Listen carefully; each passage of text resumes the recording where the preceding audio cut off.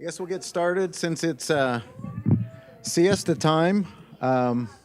Just thought I would go ahead and get started. After Mexican food and morning session, this is the ideal session for catching a few winks, a little siesta, right, to digest and it's something important. When I saw what the keynote address was, as far as talking about, can this get any louder? Or is that I just need to hold it right by my? Yeah. All right. So I'll just eat the microphone. So where the keynote address was on open content, I wanted to present today just because I thought it'd be important to talk about the other side of open content, which is the copyright side, which David talked a little bit about yesterday.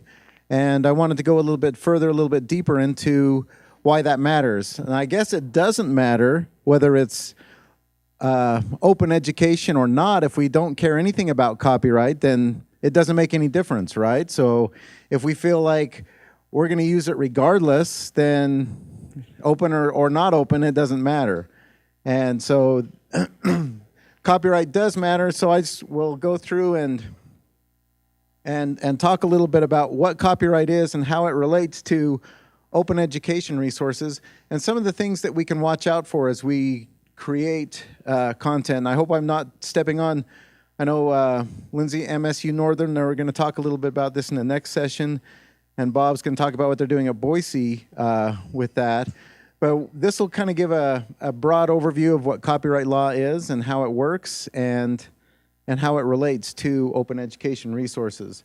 So BYU Idaho, I'm Nate Wise. I'm at BYU Idaho. I'm the intellectual property and digital content specialist there on campus. So it's my job to try to keep us out of the newspapers and help faculty find and clear content that's used in coursework and to be able to confidently teach and use that content in their courses. My contact information is here. If anybody needs that, I'm happy to help where I can. I'm not an attorney, but I did stay at the Best Western here and come to the Northwest Met, right? So that should count for something. So we're going to talk about what we need to know about copyright and open education resources, and we'll talk about the OER, or Creative Commons licenses, and what the consequences of making those choices are, because there's a little bit of nuance to each of the licenses. As David talked about yesterday, there's different restrictions on different licenses, and there's some other concerns too, not only the licenses themselves, but some other factors that we'll talk about, some recent court cases that play into that help us to kind of think about those choices and what those consequences to those choices can be. We'll talk about including other people's stuff in your OER, whether they're open or not open, and how to deal with that, and some top tips for avoiding OER IP trouble. And that's what we'll look at those court cases, and hopefully we'll have some time for discussions. And I'd like this to be kind of an open discussion. I mean, I will present, but if you have questions, please raise your hand, and we'll try to discuss and talk about the nuances of this. I do have a little bit of a disclaimer there at the end. This is not legal advice. I'm not an attorney. Please refer to your local counsel if you have specific questions, as we can't catch it all, right? So copyright has its beginning in the Constitution of the United States, Article 1, Section 8, Clause 8, if there's any IP scholars or constitutional, folks out there. It was based on that section to really create that monopoly for users and creators to have a reason, an incentive, right, to create and to innovate. And without that, again, copyright wouldn't matter. There would be less of an incentive. So you get this automatic copyright monopoly on whatever it is that you're creating. And the purpose of it is to promote the progress of science and the useful arts. Now, that's not science in the way that we currently think about science. Science is more like education in the time. So when they wrote the Constitution in 1787, science and useful arts was, all learning, and useful arts being your patents and inventing and those kind of things. So authors and inventors get those exclusive rights.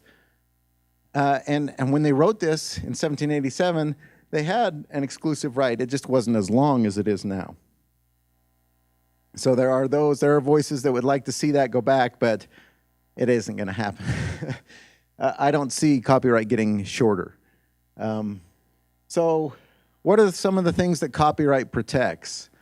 I did a little sketch here on some of the things that copyright protects. Copyright protects literary works, musical works, dramatic works, pantomimes and choreographic works, sculpture, visual arts, audiovisual materials, music, sound recordings, architectural work. Some of those we don't really think about, like choreography, thinking that, that can be a copyright protected thing. But if it's captured in a tangible medium, as soon as it's captured, it has copyright protection. So in the old days, you had to register your copyright. Nowadays, if you've taken a selfie with your cell phone, you own an all rights reserved copyright to that item. So whether you wanted that copyright or not, it's yours, you get it. It's part of your inalienable rights, right, in the Constitution. You can't divest yourself of that copyright. It's there, it's yours.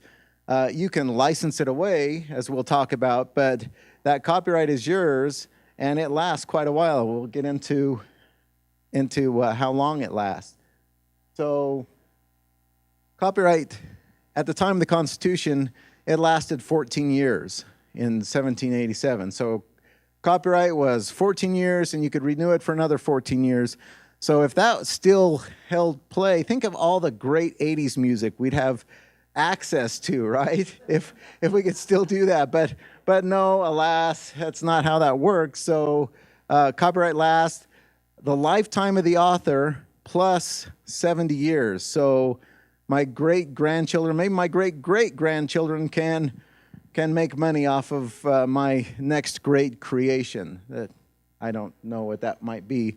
But if I'm working for BYU Idaho or another corporation, the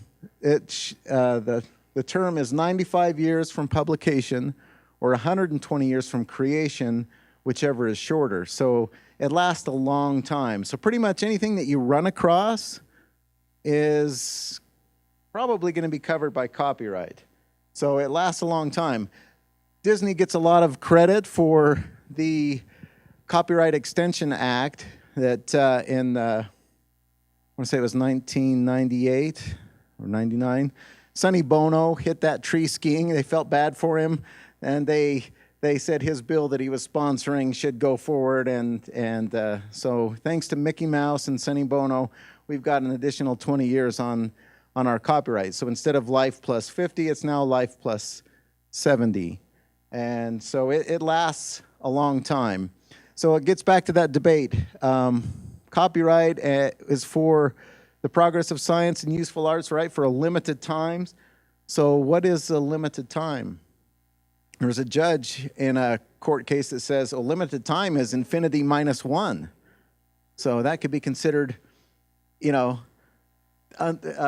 limit, not a good limit, but that's the lens that some of these guys take on that. So I don't anticipate copyright getting shorter, and maybe not longer, because people don't have the stomach for that. But globally, this is kind of the model where things are going. It is getting longer in some countries. You've got 100 years after the death of the author in places like Mexico, and there's another Central American country that has extended it out that long. So there are some tentacles out there on copyright duration that can get a little bit messy. So there are some things, happily, that are not protected by copyright, right? And some of those things are ideas. So some people are under the impression, I can copyright my idea.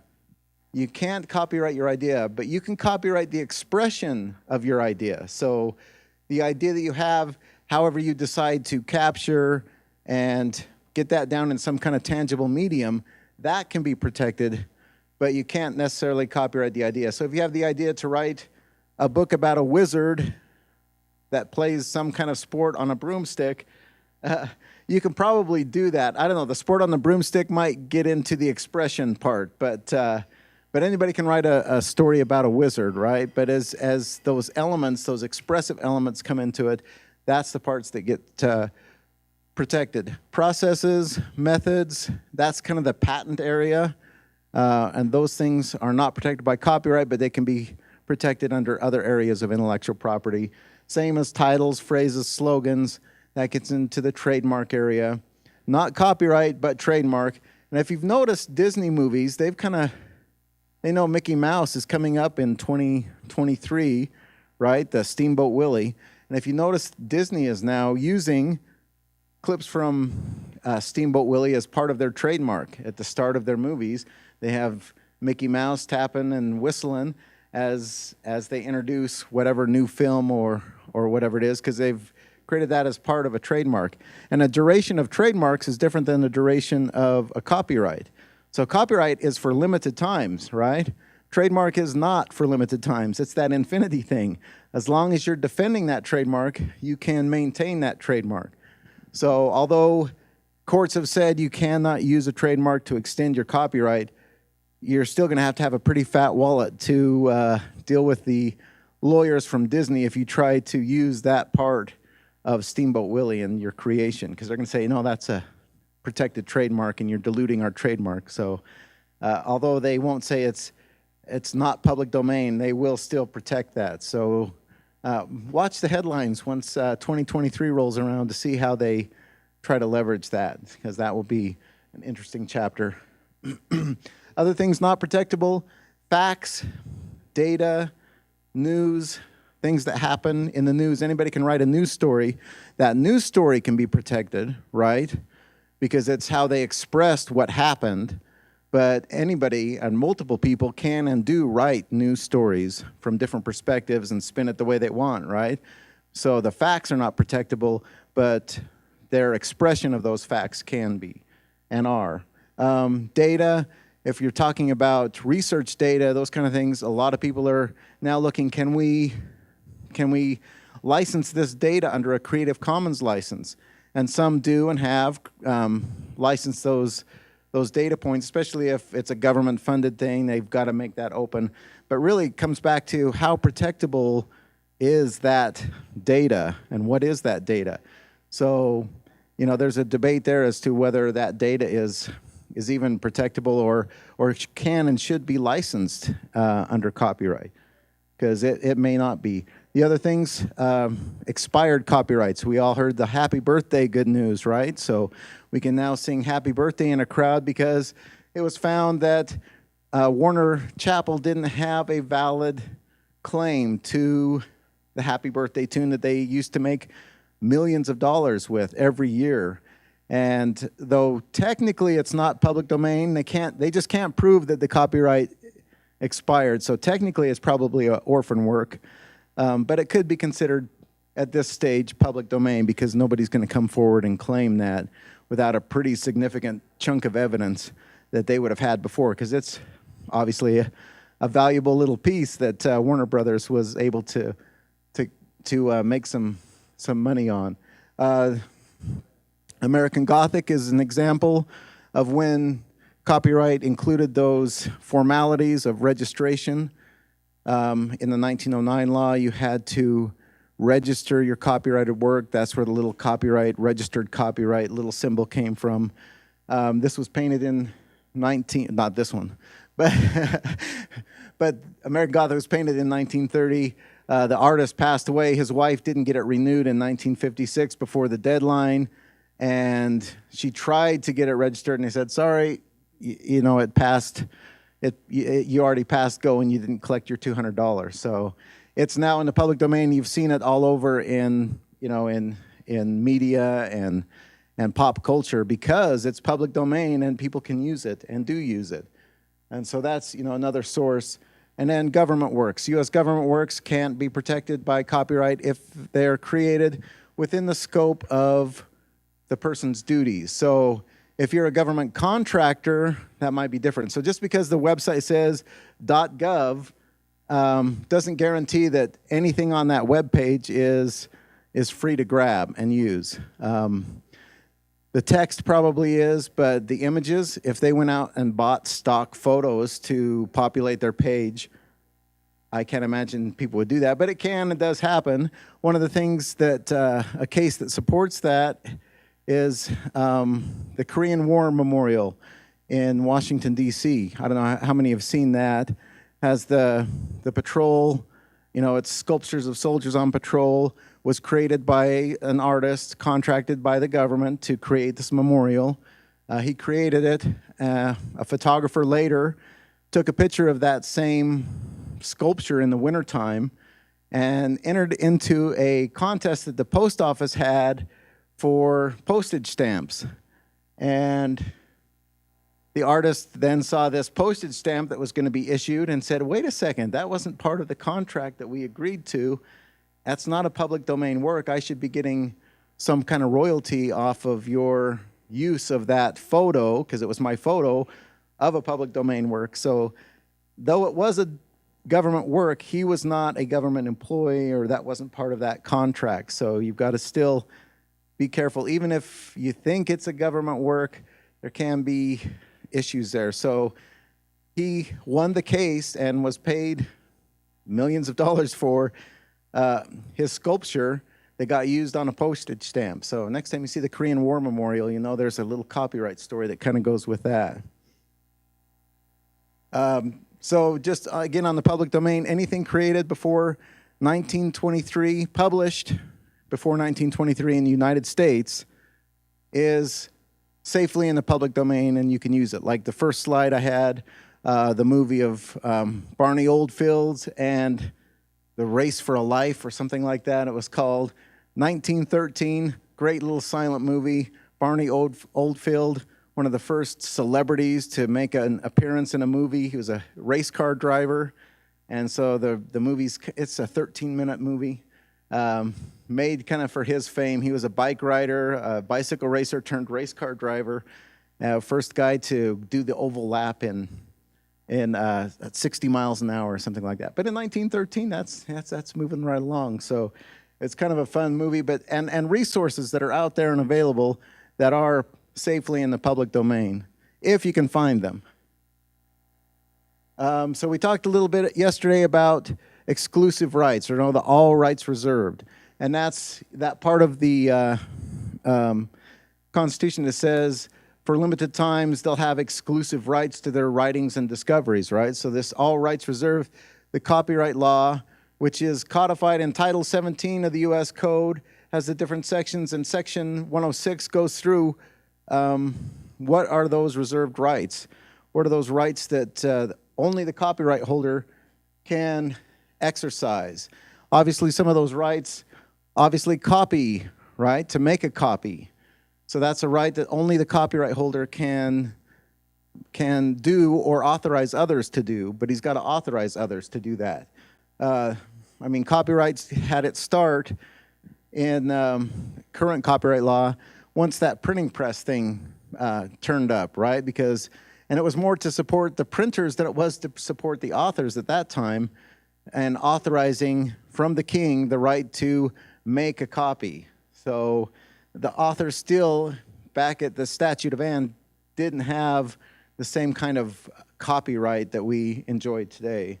But copying something, even a transitory copy, can still be considered a copy. Other rights, distribution. So distributing something would be the same as making a copy, right? It's still one of those reserved rights that only the copyright holder can do. And computers and networks make that really easy nowadays. When you think about open education resources and the internet, well, that's what that is for, right? Really cheaply moving content from one place to another via electronic networks. But it is a reserved copyright. So distribution is one of those rights. To modify, make a derivative work of something. So that Mickey Mouse that's going to be coming into the public domain, if you use him now and make any changes, that's still going to get you a letter from the Disney Corporation saying, that's still ours.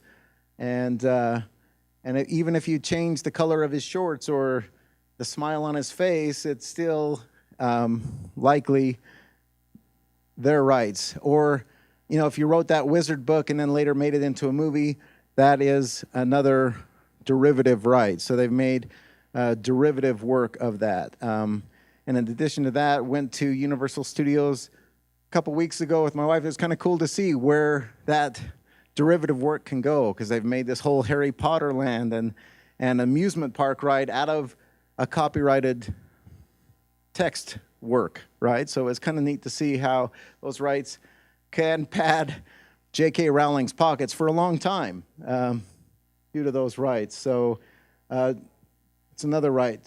The other ones that we deal with a lot in education technology and online learning is the public performance or public displays of copyrighted works, or public performance of digital audio sounds in the case of your Raspberry Pis, right?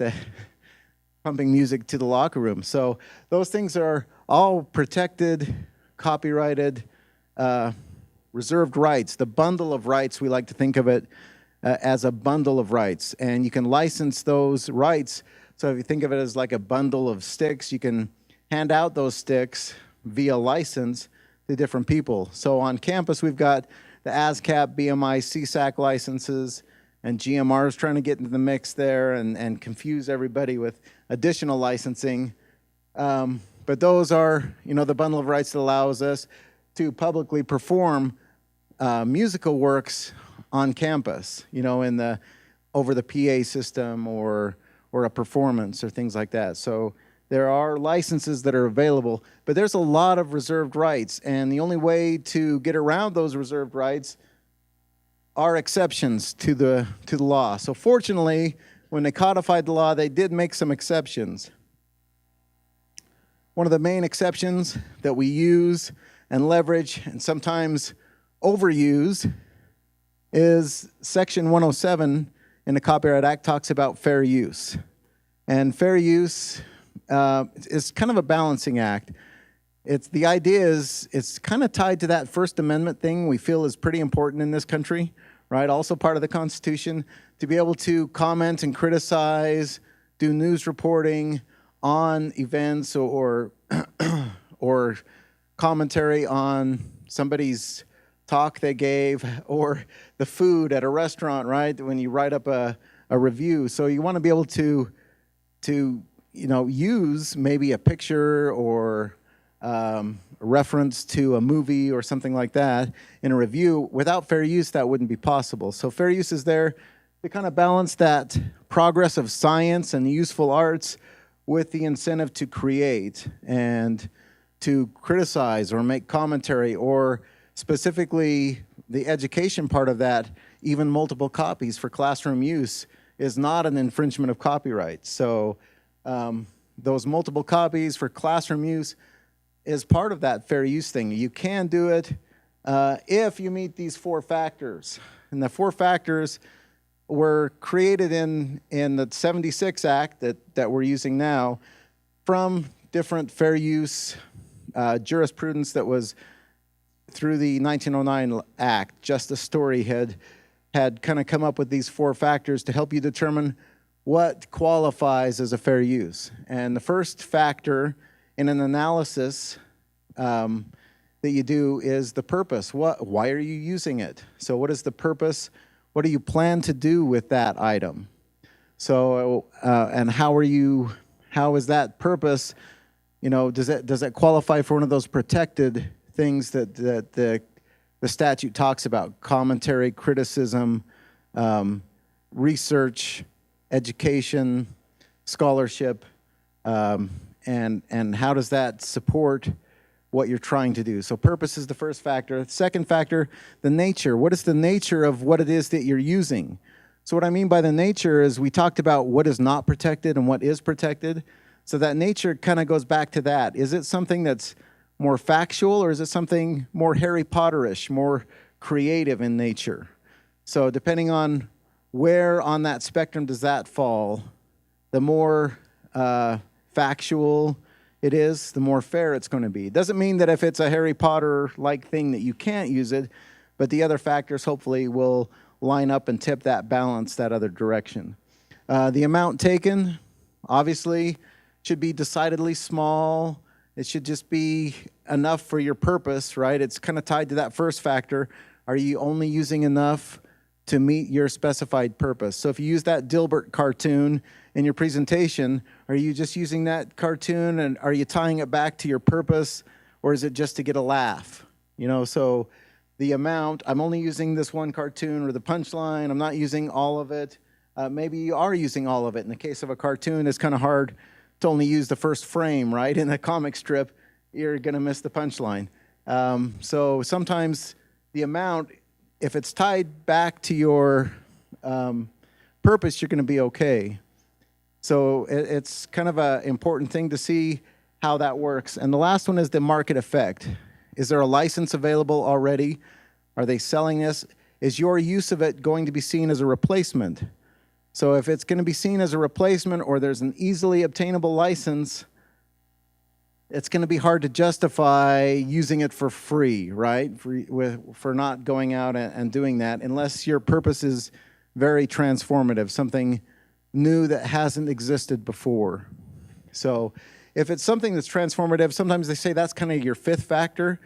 How new have you made that? Is it something that didn't exist before, or is very novel and kind of a fun way to do that? So the transformative part of that ties back to the purpose and can strengthen your argument. The Google Books, for example, prevailed in that lawsuit because it was considered a fair use to scan millions of cover-to-cover copies of books, right, for research purposes.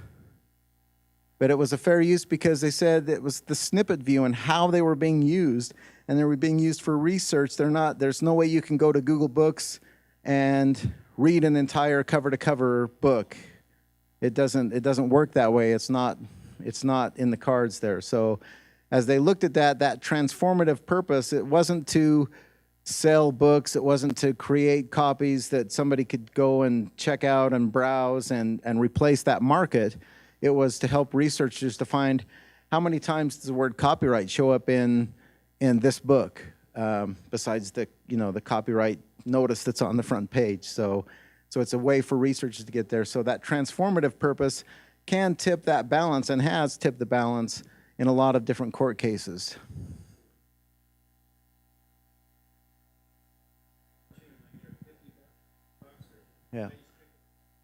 Yeah, as the copyright owner, yeah, you can. As we talk about music licensing, there's a lot there. So it's whatever the market will do. It's your decision as that copyright holder, or if you've transferred that copyright to a publisher, whatever they want to charge for that license, whatever the market will bear. So sometimes that can come into play as far as, hey, it's not a reasonable effect, or maybe my market effect is, there is a license that's offered there. As you think about that last factor, the market effect, is my use going to affect that market, or isn't it? Or, yeah, there is a license, but it's too expensive. The other case that talks about that is the Grateful Dead case. DK Publishing published a coffee table book about the Grateful Dead and some of their concert posters and things like that. And the Grateful Dead, of course, they were always very open to sharing and that kind of thing. But whoever had the rights to these concert posters, they didn't, they offered this DK Publishing a license to use these concert posters in their book. But DK Publishing said, no, we're not paying that. That's crazy. We're only using a thumbnail in the context of memorabilia, right, in this book. It's not going to be a replacement if this thing comes up at auction. It's not a large enough picture to compete with that. So we're going to go the fair use route. And they did, and they got sued, and they prevailed. But so they did. It was found to be a fair use because the context, the transformative nature of what they had done, even though that they were offered a license, that didn't preclude them from going the fair use route. So that's a good question. They can and do ask whatever they want as far as licensing, but if fair use is in play, it can go. But you've got to have a well-documented, thought-out case. You can't just say, oh, it's for educational purposes, so I'm good. You've got to go through all four of those factors and really think it through and document it if possible. So if you do get sued, as they did, you've got to have that documentation available to substantiate what you're doing.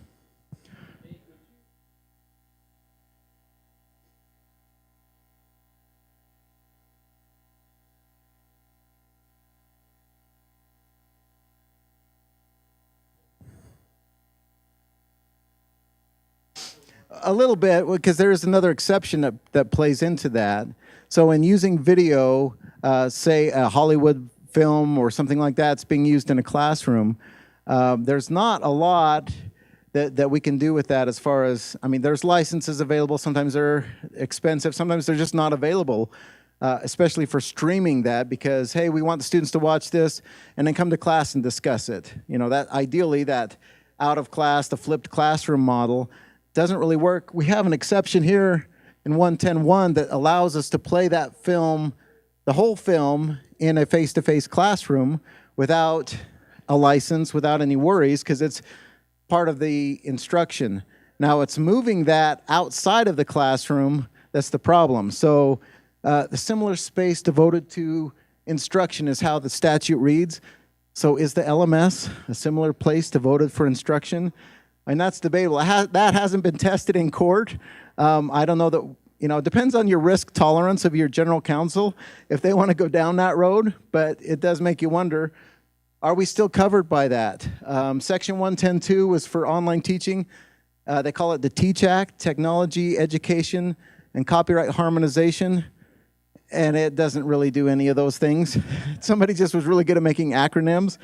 So there's a lot of restrictions in that. They say you can't use an entire film in online. You can use reasonable portions or something similar that you would use. So it kind of defaults back to fair use. Is it a fair use? Again, kind of like that comic strip. Do you need the full movie? Sometimes you need the full movie. It's not just those clips. The clips are pretty easy to say, yeah, that's fair use. You can use the clips. But if you want to do the full film, you can do a fair use analysis as long as you're meeting those criteria and you feel like you can do that. But there is quite a debate. UCLA was sued over their streaming of films. Case was dismissed, so we never really got a good decision on how that would have gone.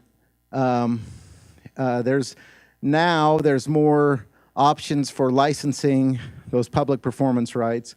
So I don't know that it weakens fair use, but on our campus, if we try to license, if there's a license available. If there's not a license available, we do a fair use analysis, and if we feel like it's safe, we'll put the film into Kaltura and give them a link into the LMS to view that. I mean, we obviously don't make it publicly available, but if we feel like it's a fair use, they need the whole film, then we will go down that route and leverage that for those PBS films that they won't release, or they release but they only have that 3-year license and then they expire and they disappear off of the other library resources that are there.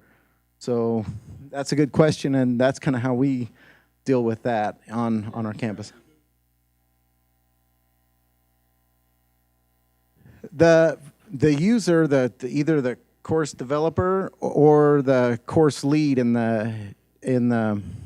the course should do that. And I'm happy to help them, but I can't make the decision for them, or shouldn't, because I'm not in the classroom, and so I can't say this is what the purpose is, or I can't clearly say what that is. But I've provided the kind of the worksheet for them to fill out and do that. So, and then we'll document and save that documentation with that. So if we get the nasty gram from the legal firm, then we can back that up and say, well, we feel it's a fair use, and if you still want to take us to court, you can. and have a fair use battle that has been falling in favor of institutions, but it's not something we would like to do, as far as, so if there's a license, we'll make every attempt to get a license if it's a reasonable license. So we do have, library resources, Films on Demand, and Alexander Street Press. Swank Digital Campus is a provider that does a lot of Hollywood films. But those other films like Fox Studios doesn't have an easy licensing resource for us. So if it's a Fox film, we generally can't get those. So we'll try to steer people away from those or find some alternative or do a fair use analysis if it's a must-have. You had a question, Gordon?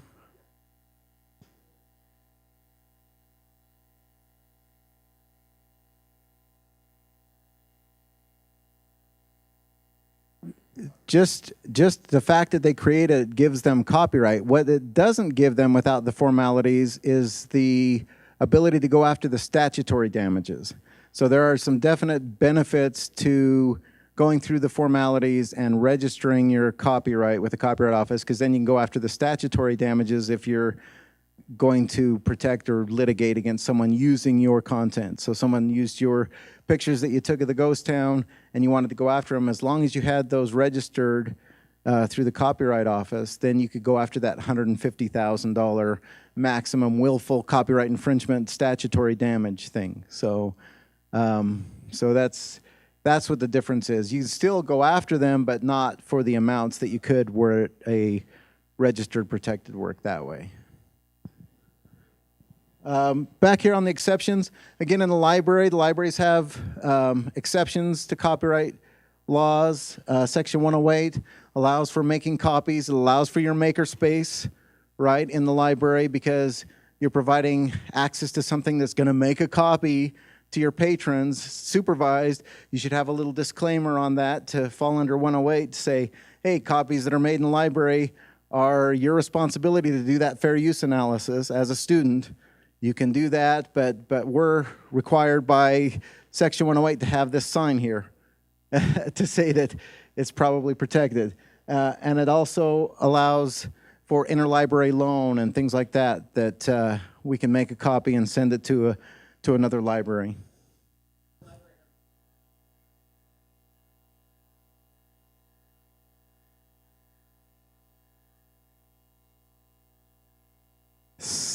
Yeah, sadly, the way the law is written, and that gets into the digital rights management, it doesn't reach that far. There's a debate on whether we can do that. The law states it can't be used outside the premise of the library. But what is the premise of the library? Is the premise of the library, that electronic reach, or is it the actual physical building? And again, untested waters, hard to say. Convenience wasn't one of those 4 factors. We'd like it to be, but sadly, it's convenience didn't make that 4-factor cut. And so maybe in the next version, right, that comes out, I don't see that happening. So yeah, sadly, technically, no. Practically, that's probably happens a lot, and it depends again on your risk tolerance and where that's at and how protected it is. The more protected, the less likely you're going to be under the radar, right? And you're not going to have that discovery happening. But so again, it's a risk tolerance. First sale was the other exception. The Kurtzeng case on the textbooks. If you're not familiar with that one, the student that was buying textbooks, he was at MIT, and his engineering textbook was super expensive. So he had his family in Indonesia send him the international version, and that worked out really good. It was much cheaper. So he had his family send him a shipping crate full of books and created a business model out of that, made millions of dollars, or $1 million. It was $1 million something that he ended up making, selling the cheaper international version of textbooks that were legally purchased overseas and then shipped here.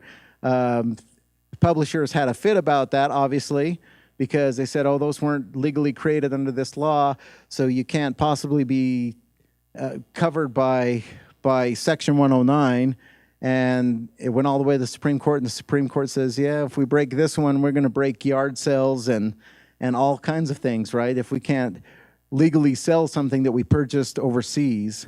And so he prevailed on that, and again, and we had a faculty member request an international version from the bookstore this year, and we said our risk tolerance wasn't to that point where we thought, yeah, we're going to go there because of this court case that says if it's legally acquired, we can resell it. We just didn't feel like we could go there, especially to play nice in the same sandbox as the other publishers that were selling their other version of the book, at least at the bookstore. But, if a student goes and buys that international version on Amazon or something, it is an option that is available, and they can do that. So the court will back them up on that. Our campus policies just aren't going to reach that far at this stage.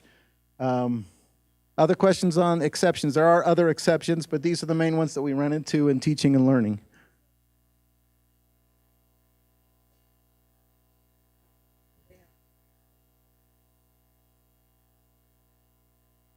If with appropriate approvals, and as long as you have your ducks in a row as far as that goes, maybe. I'll say it depends on what licensing is available or how far that license that the library has reaches as far as a public performance license. So the video stuff it's hard to know. We have a huge VHS collection, and they've announced that they're not going to make VHS players anymore, and I'm sure we don't have them in our classrooms anyways. We're pulling the DVD players out, and that's the latest request is, hey, I had this DVD I used in my class, and now I don't have a DVD player anymore. Can I just stream it? Well, sadly, technically, the answer is no, not without a license. So, or you can say fair use. Now, our risk tolerance, if it's in a face-to-face classroom because of the 110.1, I'm a little bit more lenient, and our risk tolerances will allow more for that than, hey, I want to put this in iLearn and have my students watch it outside of class. Then that can be a little different, because then it's out there outside of that classroom experience, kind of as ancillary and not as necessarily required reading. So again, it comes back to licensing.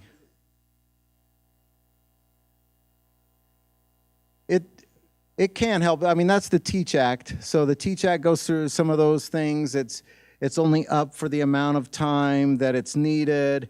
It's password protected. There's reasonable protections against downstream ripping of that. There's a copyright notice with that. So all of those things are built into the law to kind of protect for that.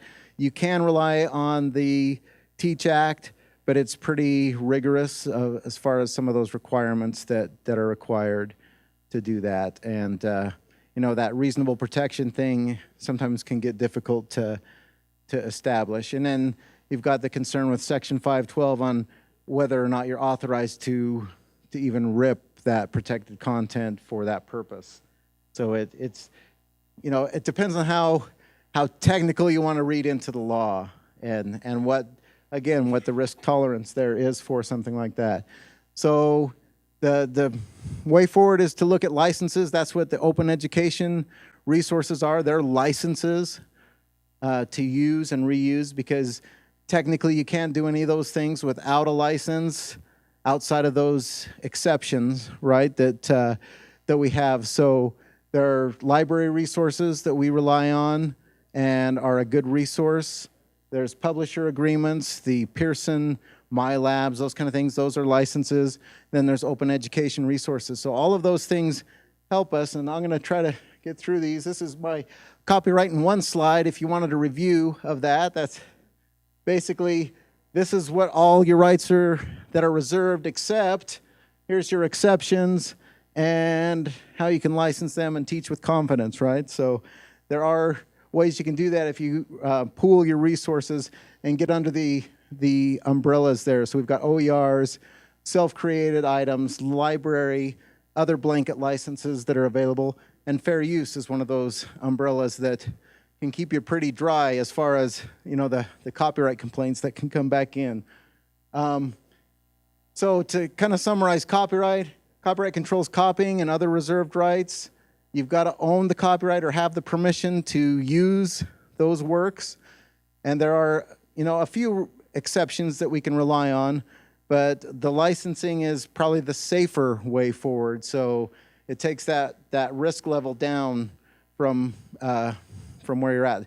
Fair use needs to be used. It is a right, but you have the right to go to court too to express that. So again, on that tolerance risk and how deep the pockets of your general counsel are and how far they're willing to go on something like that. So we talked about Creative Commons licenses. Anybody have questions on these? What the basics are? Is everybody familiar with Creative Commons? Okay, we won't spend time on that, but you've got to know that there are terms, there are specific terms there that you've got to abide by, and so mixing and matching those, you've got to be careful. I have a biology class that they created their own text. It's fantastic. They've used library resources. They've used Creative Commons resources. They've used some other licensed things. So it's kind of a mix, and it's kind of a headache because now they want to print that. Well, can they print it? Well, if it was all open education, then yes, they could. But because they used some library images out of another resource, they used some other copyright protected thing that we had a license for to use in an electronic version, but not in a print version. So they're going to have to go back if they want to print it and do that, or do the risk tolerance idea and say, can we do this commercially? There's some of those things that are non-commercial licensed, and if they sell it, is that going to be considered a commercial use of that resource? So some of those things. So again, Creative Commons are like any other license. They've got standard terms. Some people are more familiar than others with what that is and what that means. There has been a debate on where those at, but there are jurisprudence now. There's court cases recently that have come out and said, yeah, courts are going to uphold what these licenses are. These are valid licenses. Creative Commons has stood behind and said, yeah, these are licenses. Though Creative Commons at the same time will say, yeah, it's a Creative Commons license, but we're not getting involved in your lawsuit. They might do an amicus brief or something for you, but not. But generally, it's just, here's an amicus brief. We're not in favor of you or the plaintiff. We're just going to throw this one out here as a neutral brief to say this is what our position is.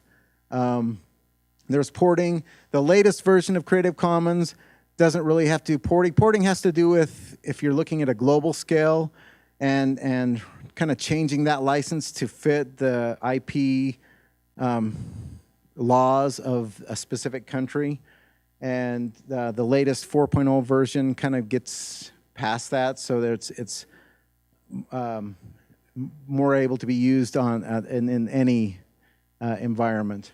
And then when is a CC license not a CC license? Kind of like this biology book that I'm talking about, when there's other tentacles there that don't really, it's almost CC, right? But they're just not quite there yet. So they've got to clean that up. We had another textbook, an art history humanities book that we're trying to get there, but we're not quite there with that one yet either, because there's some images that were taken by the author, some that were taken by third parties, and some that were Creative Commons. So we're trying to get some of those things worked out to open them up. So it kind of depends on where the open is. So attribution is a part of all the Creative Commons licenses, right? I think you're familiar with, generally, if you remember the acronym TASL, you'll be attributing that right. The title, the author, the site, where you got it, and the license. So if you can catch those items, then you're going to be within what they require in a license or attribution. So I use this one as an example because I've got the link in the picture itself that links to the item, but now that's a dead link. But because Creative Commons licenses are not revocable, so that link is no longer valid, but that picture was licensed as a CC BY license. So I got it when it was CC BY. That license isn't going to go away. I can always use it as a CC BY license, even if the author now says, I changed my mind, I'm going to say all rights reserved on my Flickr stream. And but these ones that are still out there are still available. They don't change with his changing his mind. So that's what I mean by, once you go Creative Commons, it's Creative Commons. You've licensed it, you've opened it up. There are textbooks, there's open textbooks. I don't remember what company it was that they decided they kind of went from the open model to the, hey, we could do a subscription instead, and they changed the license that they were using, and somebody grabbed those earlier versions and has created a little website that has the earlier versions of those textbooks still available because of that. So they're just the examples of the same thing and the different types and styles of attribution that catch the author, the title, the site, the license. All of those features are in there. So the consequences then, as we talk about that, they're irrevocable. They limit not only use, but what can be included. So when we think about license stacking, some of those licenses, no derivatives license is not compatible with a BY license, right? So if you're trying to create something and remix it, if you've used a no derivative, you can't play in both sandboxes. It's got to be used as is. So that's, that most restrictive license. And you don't have control over the downstream legal uses of those.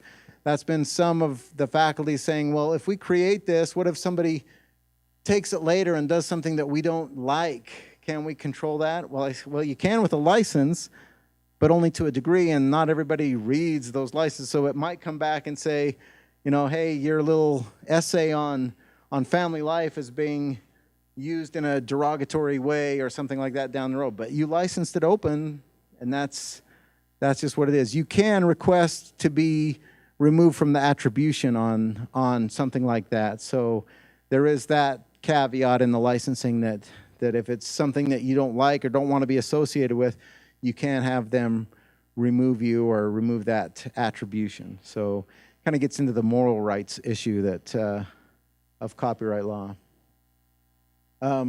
Just a few examples of Creative Commons in the courtroom.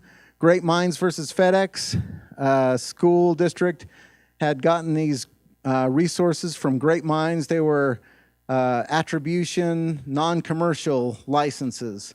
And they were going to use them in their schools. They didn't have the bandwidth to print these resources, right? They're not just electronic resources, but they want to be able to print them. So they hired FedEx to print the textbooks, basically, for them to use in their classes. And Great Minds didn't like that. They says that's a commercial use, and so they went after FedEx for selling their service, right? Their printing service for those things. Anybody know how that turned out? It was just not too recently. Okay, so FedEx won that. They can provide that service. It's the use of that was not a commercial use. I mean, a school district can make the copies themselves or hire a service to do it. It doesn't affect that non-commercial side of that license. So that was good news for the NC. The NC, the non-commercial, covers how that's being used. Now, if FedEx was making those copies for the school district and then setting some out on the shelf to sell to whoever came along, that might be a problem. And that's kind of where I'm thinking about the textbook that, the bookstore wanting to turn a dollar. We'll print these on demand for the students, but maybe we'll have a few extras over here. That probably gets out into that non-commercial territory. Highsmith versus Getty. Carol Highsmith was a photographer. She did a lot of really good photography of images of the country. So national parks and things like that. This picture of the Corvette on Route 66 is one of hers that she donated to the Library of Congress and signed away a license to all her rights CC0, so Creative Commons 0 or public domain, because in the law you can't get rid of that. You've got to license it away, right? Because you can't get rid of your copyright automatically. And so she said she gave it to the Library of Congress, all these pictures. Getty Images saw them there or found them, gathered them, and because they were CC0, they're selling them. So you've got the subscription service to Getty Images, right? And so, oh, I'm looking for a picture of a Corvette on Route 66.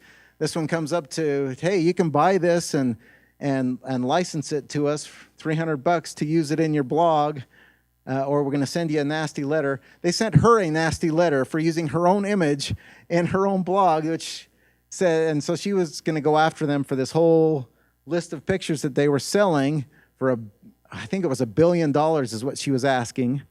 And the judge came back and said, sorry, you licensed all of those away. You don't have standing to bring a suit. So it may be unethical, but it's not illegal. And so Getty can still sell those images if they want, and they do. And so Dragalis versus the Kappa map is probably one of the more famous ones. Kappa map group found a picture on Flickr of this lock, the canal locks. It was listed as a buy non-commercial, and then they used that picture and put it on this atlas that they were selling. Again, back to the non-commercial thing, right? Can they do that, and how can they do that? It was found in the court case that non-commercial, it was still a non-commercial use because it wasn't a derivative. They hadn't gone back in and remixed it, created something different. It was part of their collection, same as their other maps that were in that. It's part of a collection, and it wasn't considered a non-commercial use. They're not selling his picture. They're selling the maps. So the judge found that was a non-commercial use, and Dragalis lost on that one. So kind of an interesting one. And the last one I have, Chang versus Virgin Mobile. So this gal was at a fundraiser car wash. A friend took a picture of her, and it was a goofy picture, right? Ends up on a bus stop in Australia. And they took the time, I thought it was interesting, she's got the Adidas hat, and they flipped the image, right? Because they can remix it, right? And they blurred out or took out the Adidas image on the commercial use because they didn't want to get into the trademark issues with Adidas. And they talked about, hey, dump your pen friend and go to Virgin Mobile, right? So they thought that was derogatory. They didn't like how it was used. The family wanted to sue them because she didn't authorize her image to be used in a commercial. They didn't get any attention from that. She got a lot of, I guess, a lot of flack from other kids at school or something. And so they tried to sue Virgin Mobile, and they said, well, this was in Australia. It was a Creative Commons. You don't have standing. It was dismissed. But the reason I include it here is because just because it was licensed Creative Commons, the other pieces that they didn't think about in that was the privacy rights that can be and are in Creative Commons photos. So there's a recognizable person here. We don't have a release anywhere. They used it in a commercial context. It did get them into hot water. They were able to lawyer their way out of it, but it is another risk, a consequence or a risk of using Creative Commons materials. So when you're including other people's stuff, don't ignore the copyright. Get or verify permission, or verify the license you're using. Create an original replacement, not a derivative. That can also be a headache. People think, well, I'll change it a little bit, then it'll be okay. And then it's mine. Not necessarily because of that modify reserved right of the copyright holder, right, to make a derivative work. So be careful on make sure it's an original replacement. It's always best to link or refer to third-party material. So if you can do a link and get out of there, that's your best bet, right? You're just pointing them to another place on the web to get to that. Then include with a warning as to what the license limits are. So if you include something that's not under that CC license, you need to say, this is licensed Creative Commons except for, as indicated, or except as noted, this is a Creative Commons by license. So those things will be in there too. So the tips for avoiding the trouble, copyright isn't going to change. They are in the midst of updating the copyright law and changing things, but it is what it is. It's not going to change a whole lot other than maybe get more restrictive. So accept that, be mindful. Not everybody likes to give away their stuff for free. Shocking, right? So be careful with that. Avoid complex licensing. I talked about the biology book. It just kind of makes a mess of trying to open things up. Focus on what's available instead of what you can't get easy. So go to your pantry, see what you already have rights to, and use that before going out and finding someone else's that's there, or create your own. Promote change in a creative world, but so just talk about it. I think this is a good venue for doing that in raising awareness to Creative Commons things. Get clarity in your IP policy with your faculty. If they're writing a textbook and they're giving it away, let's make sure we get that written down. Make sure that that's clear, or that it's articulated in the IP agreement. Otherwise, you're going to have headaches. I can tell you from experience, it's not worth the loss of sleep and the headaches that it can cause if there's a debate over who owns what in coursework. Help others. Define your terms as far as commercial and other attribution things that you want. If you're putting an OER together, let them know what and how you want that to be used. Participate in the open education format. We're inking a license with the Open Textbook Network because we really want this to take off on our campus. We want the idea of creating and using this collection. So move copyright up your agenda. It's worth the time that it takes to do that. I'm happy to answer questions or help, or if someone on your campus has questions, I'm glad to say, hey, this is what we're doing, or I'll share what I've done, and I'm willing to help out there. And I've said on my campus, I've gone to department meetings and met with departments to kind of explain kind of how this works, and had academic discussions and other forums to talk about copyright and open education resources. So use the support. We've got people from the library here. The library is a great place to go and say, hey, what do you have available? What can I use? So don't be afraid to check with your librarians as you look at what resources are available. And if you do that, then it's going to be a lot safer deal. I should have maybe moved this up, but the process here is develop, review, then you can publish. If you've gone through the steps, then you can be confident when it comes time to say, hey, this is ready to roll out, and you won't have the concerns of the copyright lurking in the background, right, to ruin your day. But copyright, it's important. It's part of the process. You need to understand what it is to be able to fully leverage what open education can do, and take full advantage of how they can and do work together. So appreciate it. I apologize. Don't have time for questions. I went even over. So thank you.